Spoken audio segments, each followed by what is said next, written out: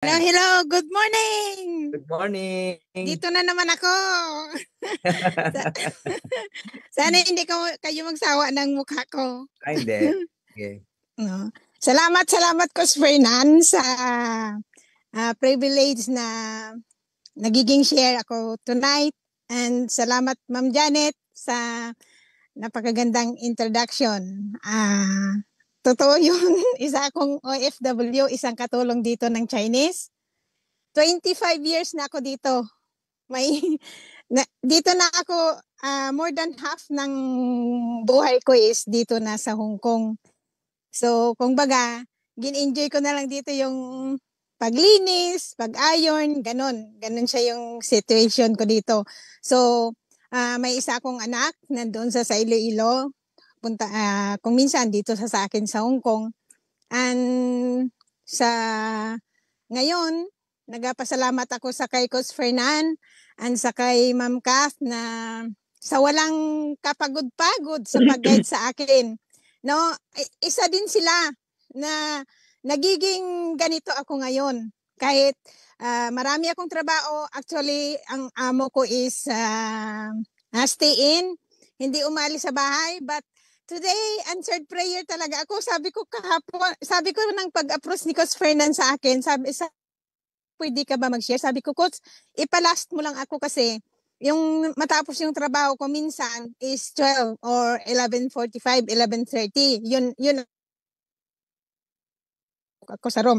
So ngayon, sabi ko, Lord, sana Lord, matapos ako ng maaga. Hipuin mo naman, sabi kong heart ni Amo na papasukin niya ako ng early para makashare ako sa DMW dito sa Libgod.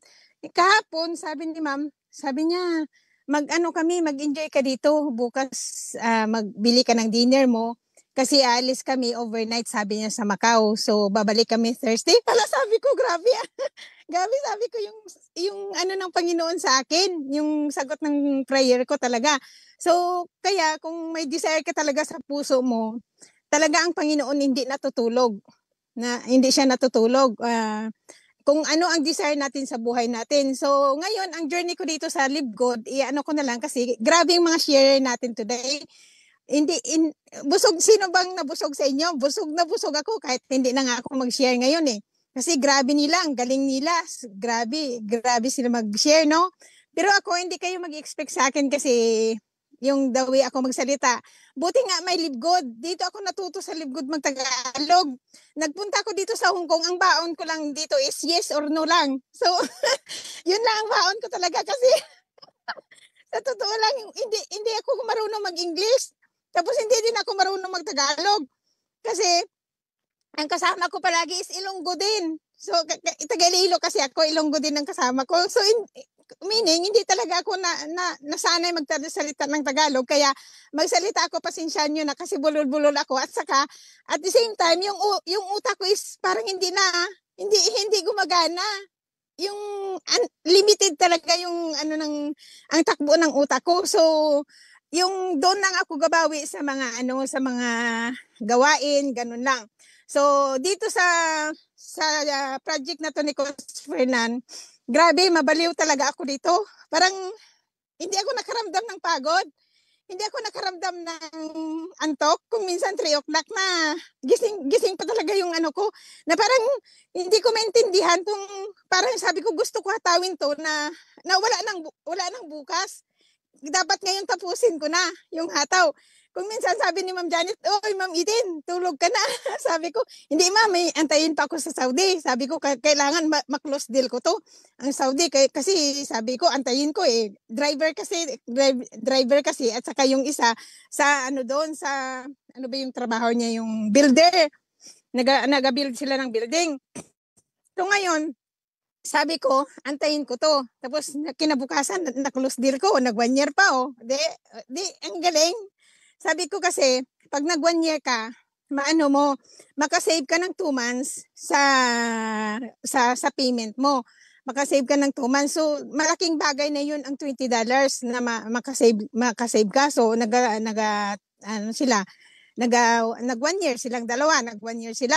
And then, kinabukasan, nag-close naman ako dito sa Tagonggong.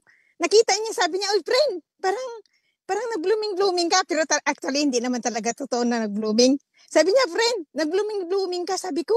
Sabi niya, "Anong sikreto mo?" Sabi ko, "Wala kong sikreto. Nag-inom lang ako ng supplement. Ganito lang, ganito lang." Sabi, "Di ba sabi niya dati, ganito ka?" Sabi ko, "Oo naman." Sabi ko, "Kaso lang, pasalamat ako sa Panginoon nga nakita talaga ako ng live good. Nakapasok ako dito, pinasa kong link niya, sabi niya, friend, ang ganda nito ah. Nagagamit ako ng ganitong supplement, ang mahal-mahal nito." So ngayon, nag-enroll sa akin. So sabi ko, mag 1 year ka na. Kasi sabi ko, kung 1 year, ang kunin mo, makasave ka ng 2 months. Sayang pa yun, yung $20. At the same time, sabi ko, tulungan kita.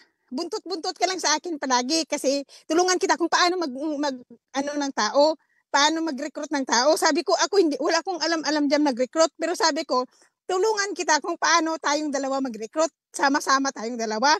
Sabi niya, sige, turuan mo ako. So, nag-enroll sa pagka next yung mga leaders ko, sila Coach Jasmine, ano ba yung picture mo na yan, naka 3 years ka? Sabi ni Coach Jasmine, sabi ko, yung 3 years kasi, sabi ko, para ipakita ko sa tao na talagang talagang totoo ako sa business ko kasi nag 3 years nga eh.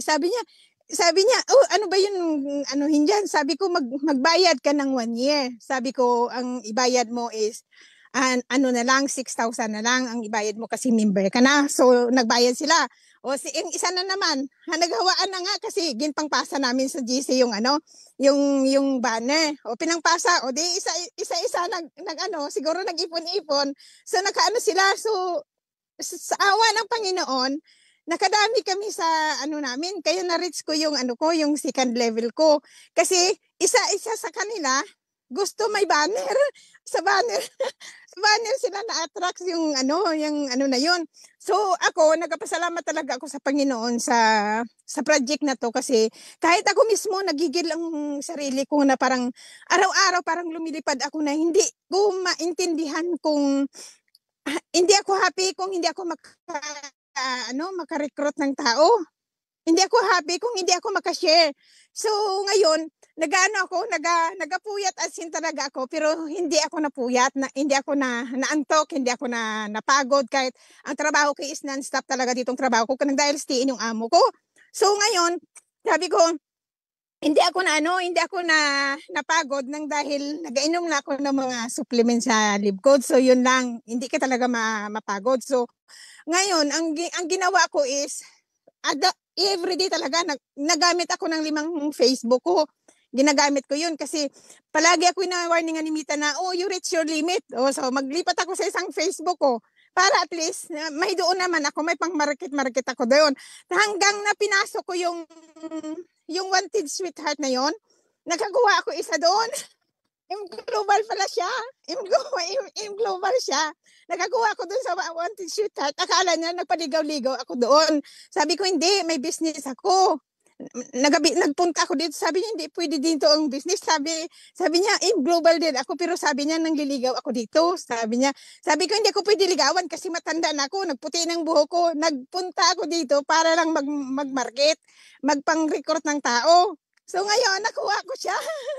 Nakuha ko. So, dapat kasi, natin yung energy natin at saka una-una, sa bawat journey natin talaga, pagising natin, dapat mag-pray tayo sa Panginoon nga, Lord, bigyan mo ako sang right person na magiging magiging business partner ko sa Libgod kasi sa totoo lang sa team namin, wala kaming kalam-alam. Gusto namin mag-Zoom, wala may ma-operate sa amin. Sabi ko, Ma'am Narcisa, i-operate mong Zoom, ako magbayad ng monthly sa Zoom. Sabi niya, hindi naman ako marunong. So ngayon, si Ma'am Janet, ginahiram namin yung Zoom niya. Habang nakatulog siya, nakababad yung Zoom niya, ginakuhos niya lang kami para lang may mabandingan kami. So, di ba, nakasave kami. Hindi na kami magbayad ng Zoom, at the same time, nakasave pa kami kasi nakababad kami sa Zoom ni Ma'am Janet. Banding-banding lang yan kami kasi hindi naman ako ka-present, may amo ako. So, ngayon, nahiram namin yung Zoom ni Ma'am Janet para lang makunik namin yung mga tao. makunik namin sila para nga maghawaan kami ng energy namin. Tapos, nandun ako palagi sa Zoom ni Coach Nok. Doon ako nag-ano, doon, dami kasi makuha mo sa kay Coach Nok kasi ano yan eh.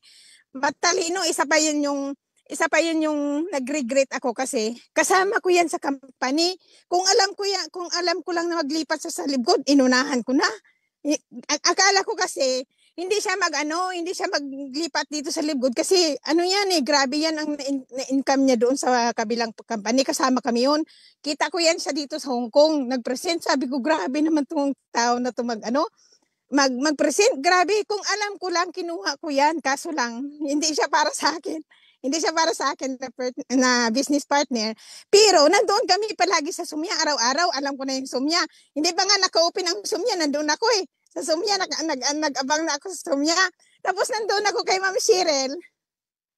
Twice din kay Ma'am Cheryl eh, sa afternoon at saka 9:30 after ng DMW. Doon ako naglipat. So meaning, nakababad talaga ako sa Zoom.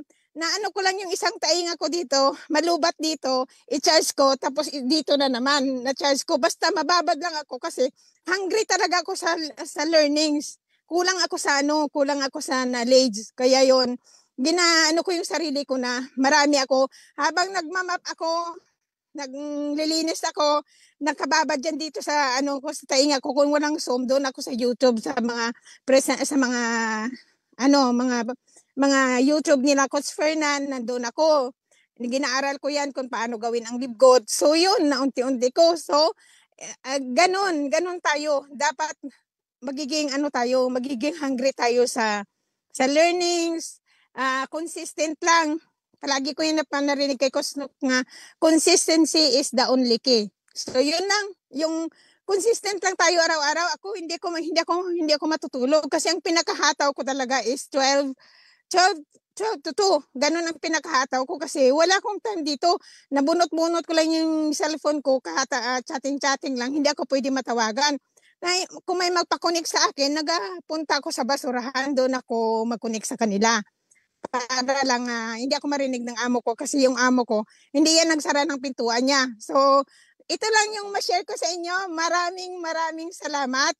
Before ako mapasalamat lang ko sa buong DMW, sa kay Ma'am Janet unang-una. Thank you Ma'am Janet, na hindi ka napagod sa akin, sa kakaguide. Tapos si Coach Fernan and si Ma'am Kat. And sa ating Panginoon, dapat sa journey natin dito sa Panginoon, kasama natin siya. Kasi kung wala ang Panginoon, wala tayong magawa sa buhay natin. And may iiwan na akong verse. This is my life verse. Lahat ito, memorize nyo to sa Proverbs 3:5 and 6. Trust in the Lord with all thine heart and lay not unto thine own understanding. In all thy ways, acknowledge God. So, lahat na gagawin natin, hindi tayo magsabi na matalino tayo. Kaya ko yan. Hindi natin ito makaya kung walang Panginoon. Dapat, nandyan ang Panginoon sa bawat journey natin. So, ngayon, salamat sa lahat. Sa kay Coach Ian, sa lahat ng DMW, sa nandito, sa lahat nandito, at saka sa ating CEO na nag-create ng Libgod. Salamat. Naging gamit siya ng Panginoon.